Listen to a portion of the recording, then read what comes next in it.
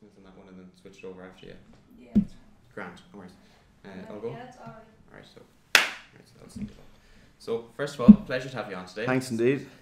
Taking time out of your busy schedule, No I'm sure. problem. No problem. Happy to. So I suppose we get right into it anyway. So the first question I usually ask people when they come on is, if somebody didn't know who Darragh O'Brien was, well, not specifically if they didn't know who Darragh O'Brien was, but you know, the person himself. Yeah. But, how would you describe, say, yourself and your values and principles?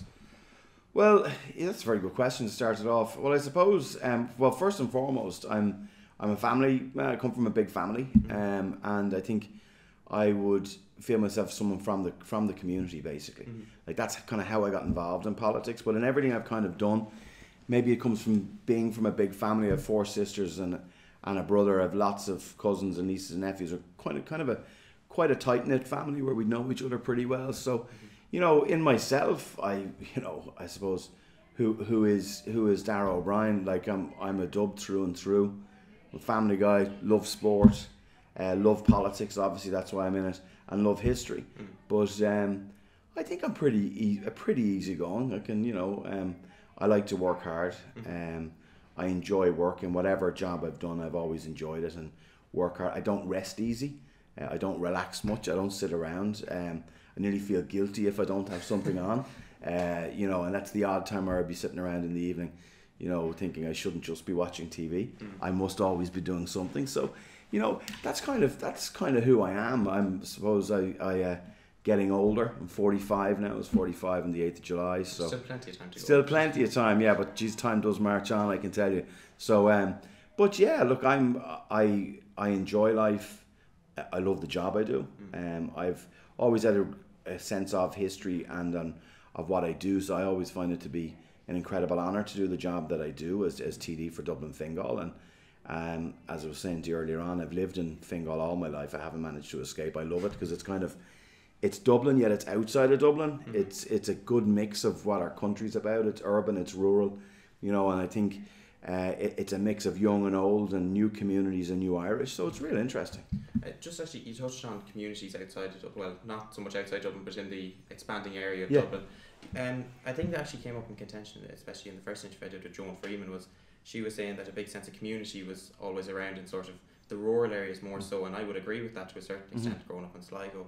Would you find that maybe, especially, well obviously you maybe wouldn't have the experience of inner city Dublin, but would you find that the communities out in the rural, especially in say Fingal and further areas on, would you say is a lot more sort of everyone knows each other and everyone looks out for each other? Yeah, people find it weird actually, certainly my colleagues in the Dáil from the west coast and down the country, that that we have farmers in Dublin, we have fishermen in Dublin, we have small villages like Garristan, Knoll, Ballybockle, places like Kilsallah and St. Margaret's. And yeah, of course, they're tighter knit communities because they're small and they're smaller, but they're growing. But I think one of the things that I've found, and I know Dublin well because I'm actually both sides, I've no country relations. Like my mom's Dublin, she's from Drimna, my dad's Crumlin. All my family are Dublin, and so I know inner city Dublin well. But no, I think in fairness in Fingal, certainly like places like Skerries and Malahide and Portmarnock and others, there's a good community sense there. I think that comes down to volunteerism, down to things like your tidy towns and your local soccer clubs and your GA clubs and that. And there actually is. I think you find that across Ireland, and I don't think it's just unique to Ireland, but it is like I grew up in Malahide. Probably when I was growing up, there might have been 3,000-4,000 people there. There's now well over 20,000 people. People still call it a village. That's the way it is. Swords is the size of a city now. But Swords has a real good feel about it. So I suppose there are challenges, like in the constituency I represent, there's nearly 300,000 people. As per the last census, that's big. But it's still, whilst there's new people coming in all the time, I think the quality of life and the geography of the place lends itself to good communities because it's just outside of the city.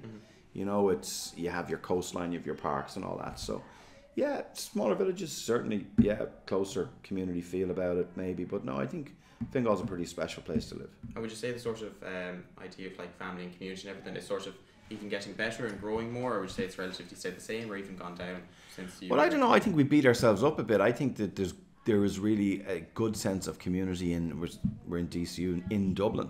And I do think there is. And there's always challenges.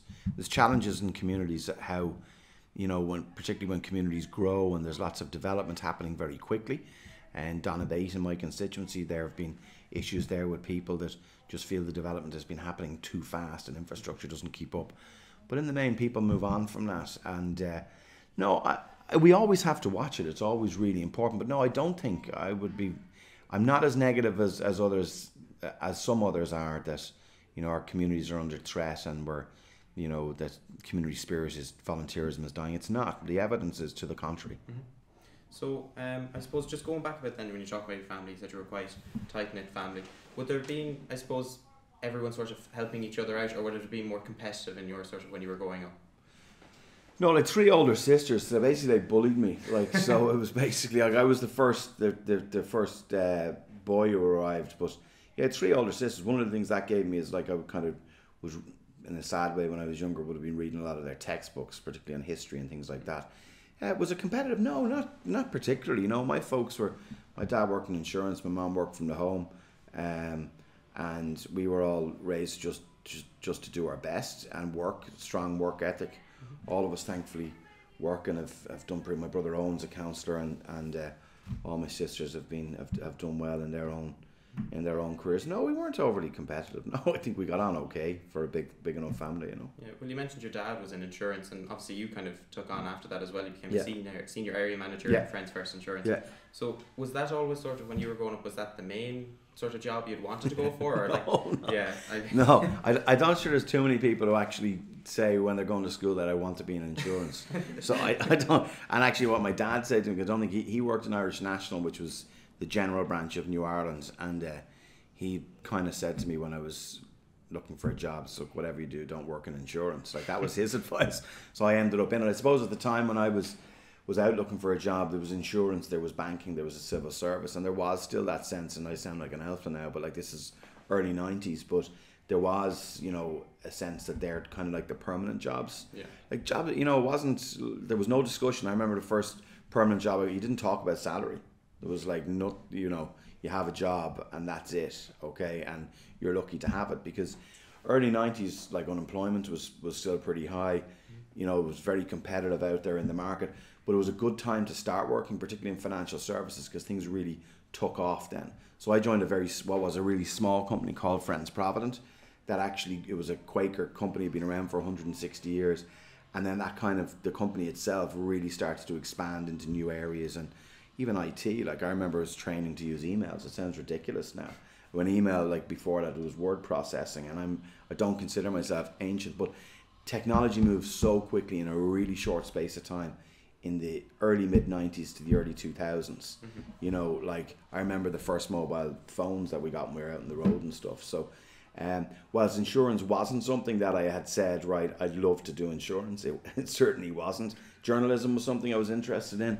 That never happened. Always had an interest in politics, but never thought I'd have necessarily a career in it. But actually, you know, Friends was good. It was a really good base, and I got a lot of experience in there and working in different parts of the business, but also things that were transferable. Like, I worked for a couple of years as a business analyst there. I learned a lot of new skills that are transferable into other jobs. I managed teams of up to 40, 50 people in teams, and I was pretty young at that stage, early 20s, and, you know, I was managing people who were substantially older than me as well. And I think, you know, there was a great experience, and it was good fun. It was hard work too, and they were a good employer. So, you know, they're a good employer. You mentioned then technology as well when you talk about how it's so rapidly growing. How big of a difference do you think it's going to make in the next few years, especially not just on a political level, but on a societal level in general? Yeah, well, I think there's lots in the main. There's lots of positives. I think mostly it's positive. Technology moves at such a pace. I think the issue of privacy is the big thing, and allowing to be to be forgotten effectively. Like, I think one of the things that, particularly for a lot of younger people, got to really realize is the footprint that they leave. The digital footprint is there forever. That is an issue. Social media, big challenges there. I'm not one who wants to just control or corral people. I don't think that works. I think there's a big discussion in the Dáil at the moment. There have been debates about the, you know, different ages for access to what type of devices and these type of things. I think that it's going to be problematic. Like, who knows where technology is going to go to from here. The whole AI piece is moving afoot.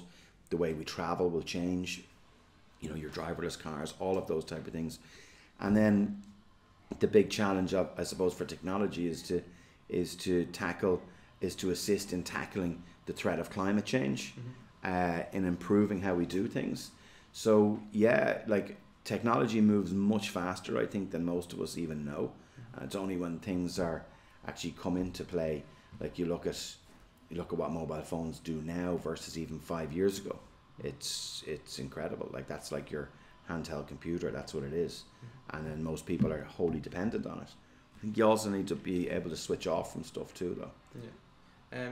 We'll talk a bit more. We'll just go forward a bit more and talk about your political career. So just in regards to, you're obviously a member of Fianna Fáil. One of the big questions, so when you were initially getting into politics and everything, was it always Fianna Fáil was the main go-to, or was it more of different views were coming in and out and then you decided on Fianna Fáil? Well, I suppose it wasn't, we weren't a dyed-in-the-wool Fianna Fáil family. My dad's side of the family would have been probably Fianna Fáil, long Republican tradition. My mom's side, maybe a little bit more Labour type of thing. But no, politics was obviously, it was always discussed in the house, but not in any adversarial way, or not like we would have. I suppose my folks would have voted Fianna Fáil, and I was aware of that. But it wasn't a question that like people were told in the house, you've got to vote a certain way. No, but it was for me.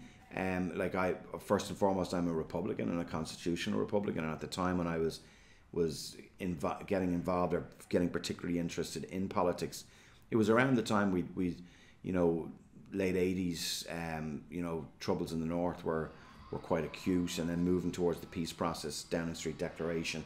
That's when I got very interested with Albert Reynolds, the work that was being done with the British to try to bring about a ceasefire and a political settlement. And you know, I'd always leaned towards Fianna Fáil on the national question with regard to Ireland, and from a social perspective as well. I mean, from economic fairness perspective, I always and still do firmly believe that Fianna Fáil were the party for working people, but they will actually deliver as opposed to talking about it. And we're a realistic and responsible party. So yeah, I suppose, you know, also in Dublin Fingal at the time when I was 16, 17, and we are still a very active party on the ground. They were, you know, they were the only party that was really looking for new people to get involved. And first and foremost, when I got involved in politics, it was about local issues. Like that's how a lot of people actually get in. It was to do with local community issues, facilities, transport, housing, like the stuff that we're talking about now. Like the issues remain the same. A lot of the time you try to improve and then things move on. But yeah, look, I've never been totally dyed-in-the-wool partisan. I was always opposed to you know, the far left violence in the sense of what I saw it in the north. But it was a really exciting time coming to Downing Street Declaration, on through the peace negotiations, and then on to the Good Friday Agreement. That was, you know, a massive testament to the work of people on all sides, including Bertie Ahern, who was my former leader as well, and people like that, John Major, Tony Blair, others, Jerry Adams, John Hume, you know. So it was a really interesting time in Irish politics. In regards to, say, politics, who would you then, I suppose, describe as the people you'd look up to most in politics? Well, I think a lot of Fianna Fáilers say, and I understand completely why, that when you look historically, you're talking about historically who you would look to historically. Yeah, I suppose a lot of Fianna Fáilers, and I would, but a lot of people who would be economic progressive, like I'd be a progressive, free trade insofar as growing our economy and diversifying, was Lemass. Sean Lemass would have been, and I've read quite extensively about Lemass, someone who actually thought into the future, who planned into the future. I like that type of, you know, not short-termism. A visionary concept. Yeah, absolutely, and that's lacking somewhat. I think from an Irish perspective, certainly Lemass would be someone I would have incredible regard for. To go back further before him, another Fianna Fáiler that I would have great regard for was De Valera. And De Valera in the sense of, particularly if you look around, obviously from the revolutionary period 1960 and onwards, but how the transition from the War of Independence, Civil War, then into a new democracy, where it happened quite seamlessly in the scheme of things, you know.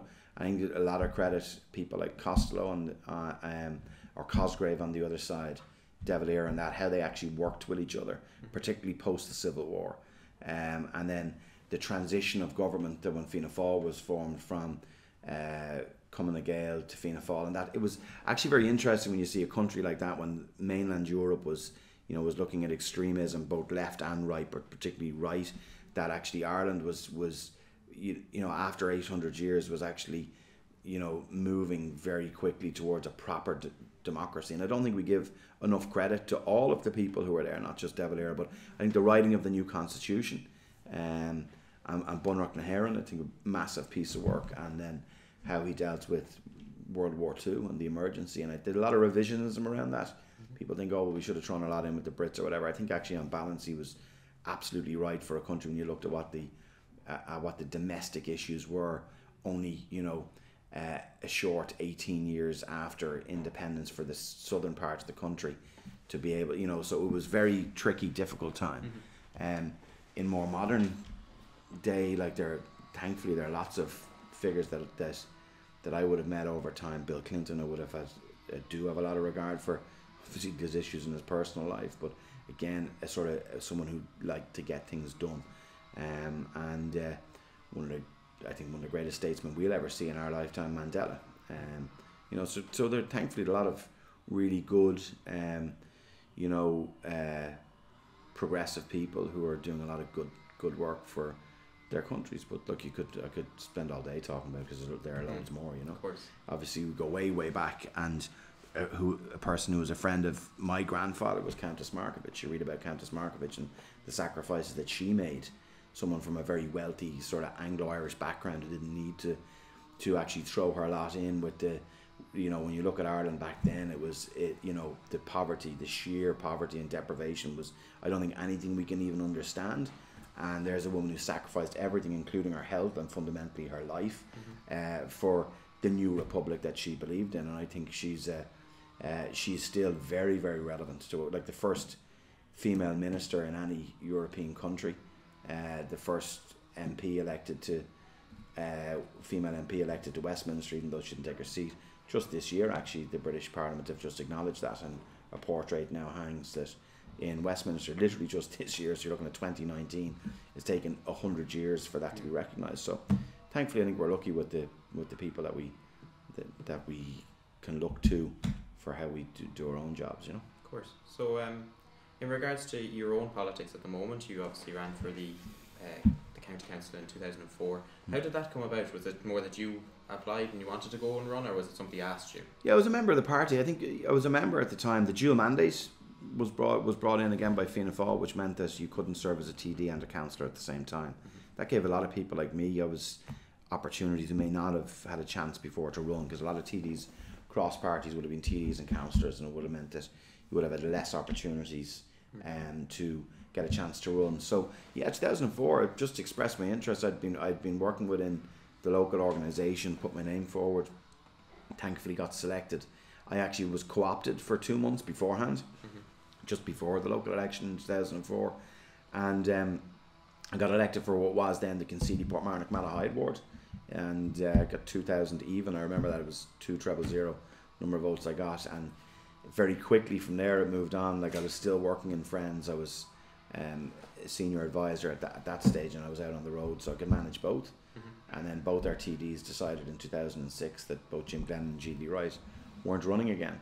So I was thinking, okay, well, here's an opportunity. So I spoke to my boss on that and took a year's unpaid leave of absence to kind of get known outside my immediate area, to go to places like Swords and Skerries and Donohoe and Rush and Lusk and that, and stood in 07, got selected, and we won 2 seats. I got elected first time out, and very quickly after that things started to go downhill very, very fast in 2008, 2009. But yeah, so no, things moved very quickly, yeah. And I resigned my other job and I got elected to the Dáil, because I fundamentally believed, and still do, that if you're to do a job, there's only 158 of us currently in the current Dáil, that when you're elected to do it, that's the only job you should do.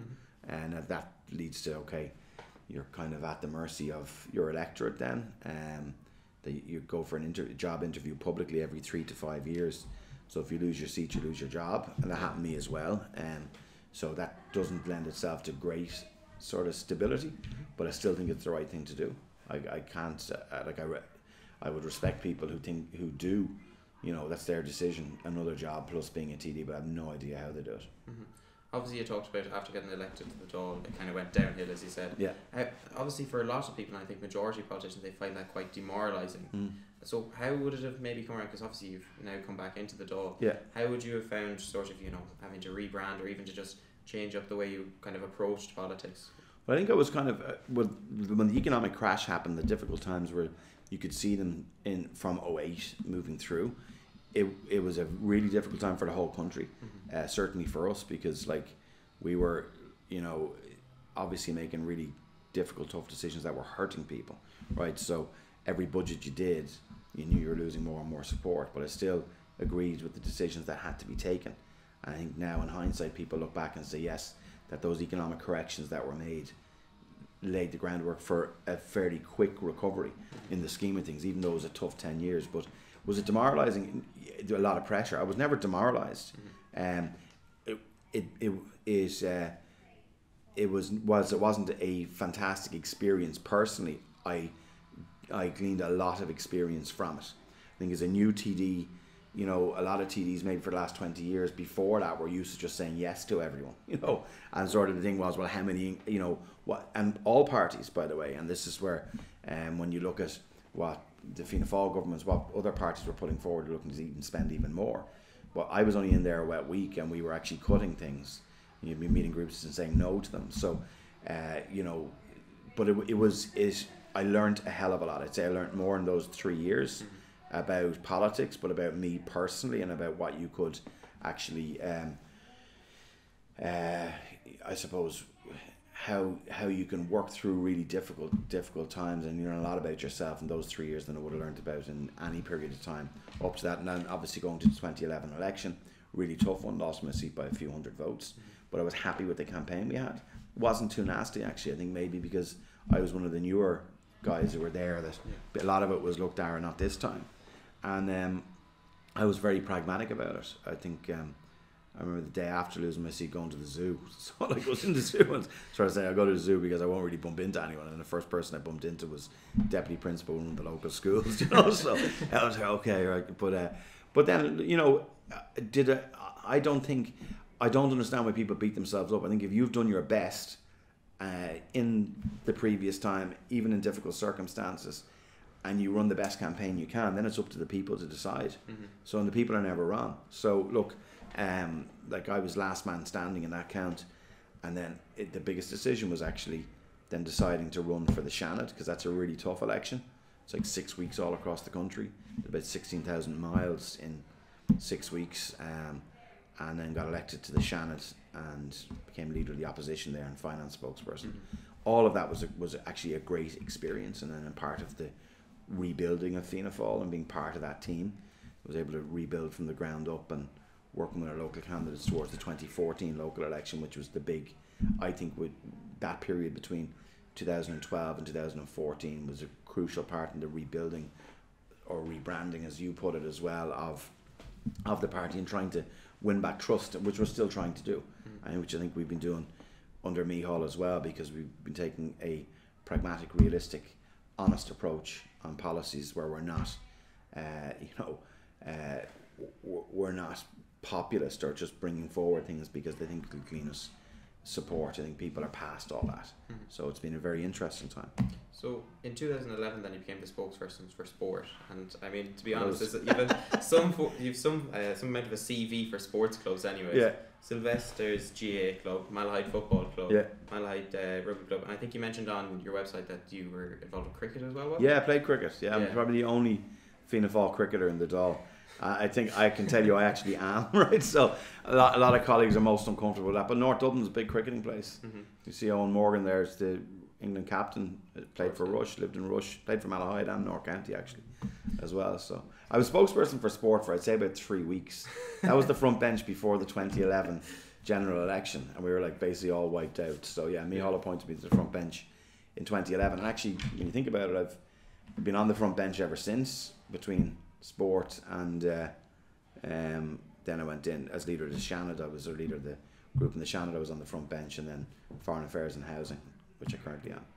So I suppose one of the next questions I'd have is, I mean, suppose Fianna Fáil at the moment now obviously are coming up on a lot of controversy about whether there be another election, whether it be called. So, in your opinion, how do you think if there is another election called, how do you think Fianna Fáil will so do in those elections, and subsequently, do you think there'll be another election even called? Oh, there'll be another election called, because there has to be. When that is the question, I think. No, we've been honest. We signed up for confidence and supply. We said we'd do 3 budgets initially. A lot of people didn't believe we'd do it, that we'd pull the rug when it suited us. We didn't. We did that in the national interest to provide political stability in Ireland, particularly with what's happening next door with our neighbour and the future of Europe. And we signed up for an extension, and we unilaterally offered that because of the crisis that is Brexit and the uncertainty in Britain, the fact that we've no government in the north, no assembly. So I think we will do another budget. I think after that will be time for an election, but that's a decision we would make as a collective, as a party. Like the Dáil can only run for 5 years anyway. Like we'll have done, if we do a budget this year, which I think we'll do, we'll have done 4 budgets. And I think a lot of people and some of the greatest commentators, and I use that term greatest loosely as well, didn't see it lasting a year. It's been difficult, it's had its challenges, we don't like everything about it. I don't either. I think government policy on housing has been an abject failure, but we've tried to influence certain things within that, which I'll talk about in a minute. But I couldn't tell you when, because I don't know, but I would imagine we're in July now. You're looking at anything between now and next spring. But I personally think it is important, particularly with the 31st of October deadline of Brexit, that at the very least a budget, even a holding budget, is done in early October. I think we need that to be done, and I think subject to us, those negotiations haven't started yet. When they do, I think it's important we have a budget done, and after that I think that's where we go. So at the moment now, currently you're the spokesperson on housing planning and rural development. Local government. Housing planning and local government, yeah. So I suppose the real question is, was when that was sort of offered to you, were you more like, is this something I really want to get into? Was it something that was personal to you, or was it just maybe, say, it was a job at the time and you think, you know what, I'll learn about this and I'll grow through it? I was delighted when Meon asked me to do it. I was just short of 2 years in foreign affairs, which is a very interesting role and an important role too, but kind of light on legislation. There wouldn't be a lot of legislation, and that housing is central to where we're at the moment, and it's housing and health are the 2 big issues that will define what happens at the next election. But housing fundamentally is the number 1 issue for most people and for most families. So I was actually delighted when Micheál asked me to take it on. I've learned going through that. It's a very, very heavy workload. There is a lot. Like, we're only one party. I would have myself and I've 2 of the guys who work with me in the office on constituency matters, and I have 1 researcher up against a government department. And the one thing in housing is there's reports issued every day. There's hardly a day that goes past that there's not a report issued either by the department or a think tank or Daft or Savills or whoever it may be. So you've got to work really hard to keep on top of it. And then my job is to formulate our policy and to look at what government are doing and seeing what we can support, how we can amend it. So last year, like, affordable housing for working people, for first-time buyers, is a big priority for Fianna Fáil, and we would have negotiated 310 million in the last budget to re-establish a scheme there. The Fine Gael have dragged their feet. They haven't implemented it. We will implement it if and when we're in government, to give people who are renting now and paying, 1,800, $2,000 a month in rent with no chance and no hope of ever owning a home, to give them hope and an opportunity to own homes through an affordable housing scheme, which were quite successful in the past. So a lot of what we need to do in housing has been done before. So it's not a question of having to come up with great new ideas. It's actually getting supply up and bringing affordability into the market, because fundamentally across public and private housing, that they're the issues: supply, affordability. And right now our rental market is completely broke. I think it's a massive stain on the country, and particularly on this government, that we've over 10,000 people homeless and 4,000 kids, and even more than that. It's a lot more than that, because I've met families with three generations living in the same house, and I think, as I said in a recent interview with someone else, is I think, like, government aren't even treading water on housing, they're actually drowning, and we need a fundamental change of approach. And I think these diversions that are thrown in about co-living and all this nonsense that Owen Murphy goes on about is is a diversion from the real issue, that it is a right, and I'm working on that, about the right to housing, about how we could actually do that, be that through legislation or via the constitution, but how you affirm that right. There is no, in my view, there is no excuse that we're in such an acute housing crisis right now, and that was something that was flagged. This is not just recession born. This is something that was flagged from about 2014. Like, rents now are on average about €500 a month higher than they were at the peak of the Celtic Tiger in early 2008, and they're getting higher and higher and higher. Last year, I'm rabbiting on, but I think this is really important and people know this. Owen Murphy keeps talking about 18,000 homes being built last year. Of the 18,000 that were built last year, 3,000 were bought by the state. That went down to 15,000. About 3,000 were bought by Cuckoo Fund investor funds. So you reduce that to 12,000. About 5,000 of those homes were one-off single houses, like rural houses, farming houses, down to 7,000. So in real terms, for the whole country, there was around 7,000 houses available for people to buy, and probably actually a lot less than 5,000. So that's the type of market that is there, and we can fix it, and I'm convinced that we can. I think probably one of the big things as well, at least that I see a lot of times, that the renting crisis is obviously a big thing, is mainly in Dublin. Because I mean, a good few of my friends and I mentioned to you before that I'd be originally from Sligo. Yes. A lot of time when you go down to say Sligo or whatever, the rent is actually quite affordable and fairly cheap on those regards. Well, I suppose in comparison to Dublin, but that's not much of a comparison. But at least, do you think maybe one of the big things as well is more so on the business aspect of it, pushing businesses out to the more rural communities and getting people out to those areas as well? Yeah, absolutely. Well, you need balanced regional development, and I think that's happened, and is happening slower, but it is happening. When you talk about rents, I wouldn't disagree with you about Sligo, but if you look at Limerick, if you look at Cork, Galway, Waterford, rents are climbing big time, and they're not affordable when you take the rent as a proportion of take-home pay and of income. And that is a big issue, where we're seeing the affordability ceiling is breached when you're paying really over a third of your net take-home pay on rent or on mortgages. Most people are paying way above that, even if they're in the regions. Okay, so I think we need to watch, not just look at the headline figure of say €2,000 a month, and if it's 1,100 in Limerick, it's not actually. In Limerick, it's about 1,400. But you look at that versus the average salary and take-home pay can be larger. But to answer your question, regional development, absolutely.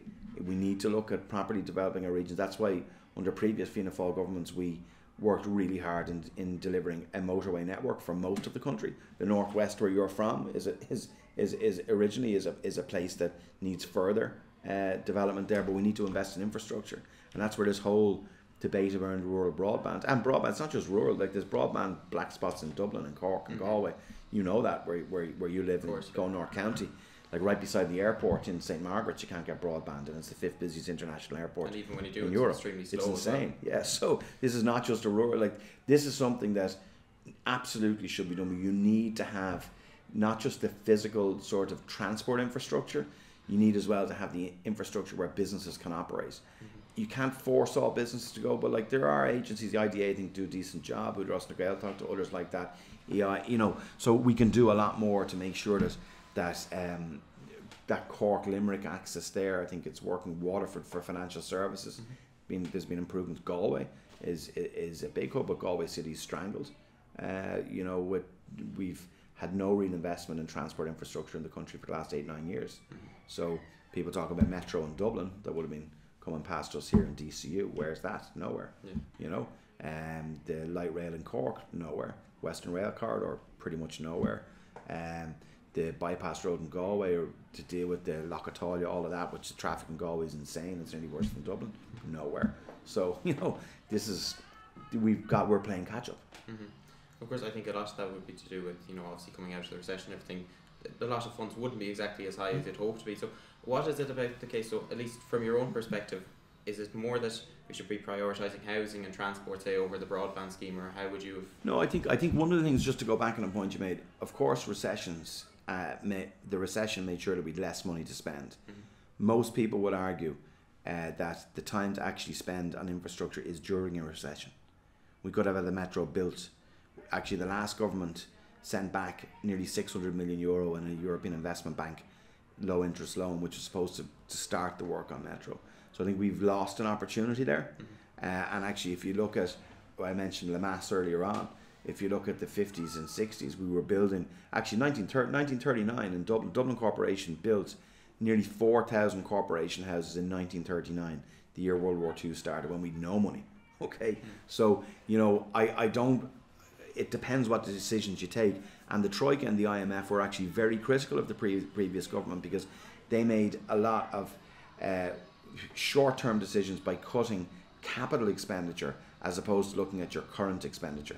So I think, yes, recession was an element of the reason why the infrastructure isn't delivered, but a bigger element was that it was seen easier by the Fine Gael Labour government to just not do capital projects, and that was a big mistake. So where do we go with that? There are other ways of funding projects like this. Like, we need to, Metro now apparently is going to planning by the end of the first quarter of next year. We need that. We've over 30 million passengers coming in and out of Dublin Airport every year. If you go back and look at when Terminal 2 was opened, by the way, in 2009, which was a really bad year in recession, people like Shane Ross, who was a journalist then, and all of these other people, Michael O'Leary said, it'll be a white elephant, no one will ever use it. Dublin Airport's packed to the rafters. Imagine if we didn't build Terminal 2 back then and just took a decision, no, we don't need it. Where'd you be going? So you need to continually invest in infrastructure to ensure that you need infrastructure, or jobs don't come with it. Okay. And companies, so what do you prioritise? Housing has to be number one, absolutely number one, but it doesn't need to be exclusive. You don't need to just do housing and only that, because that's actually affecting inward investment as well, where we have companies coming in here looking to invest further, and the pressure of Brexit has made that even more acute, because of companies relocating here, but they're saying, well, where are my staff going to live? You know, how can someone afford $2,000 a month to rent a 2-bedroom apartment? That's a big problem. So we got to become more competitive. Right. I suppose my final question then, and I ask this to all the guests as well, is when I'm gone and when you're gone, how would you like people to remember you? Jeez, that's I know I said it was 45 earlier. I've no intention of going anywhere anytime soon, right? But look, I suppose fundamentally, if someone who got things done, and I would love an opportunity to be Minister in the Department of Housing. I would love to be part of the result, and I think I've been putting forward policies that will help the housing. I would love to be part of resolving the housing crisis, because I think I can be part of that. I think we can do it. So how would I like to be remembered? I think I'd like to be remembered as being hardworking, as being fair, but as being someone who's proud to be Irish, but a proud European as well. And hopefully people would remember me as being a good public representative who they can say, well, you know, that they are happy with my performance, are proud of the work that I've been doing. And I've always tried to be very honest and answer questions. And anytime I do anything, I don't think people don't know where I stand on things. So I was part of a newer generation of people who came in the mid 2000s, and we'd like to leave our stamp. I think fundamentally what I want to do is to make sure that by the work that I do and my colleagues do, that we actually improve our society, not just economically, but our society and our community, and leave it in better shape than when we took it over. I think that's a challenge for all of us in whatever we do, in whatever walk of life. So I firmly believe that is our duty as citizens, to actually work collectively to improve our country and to improve our society and community, and to improve our lot for our kids and those who come after us and after them. And I think in the main, as a country, we've been generally successful at doing that in what's a relatively new country in the sense of our own democracy. Right. Thank you very much, Trevor. Very well. It's a pleasure having you on. Pleasure. Thanks very much. Thanks, guys. All right.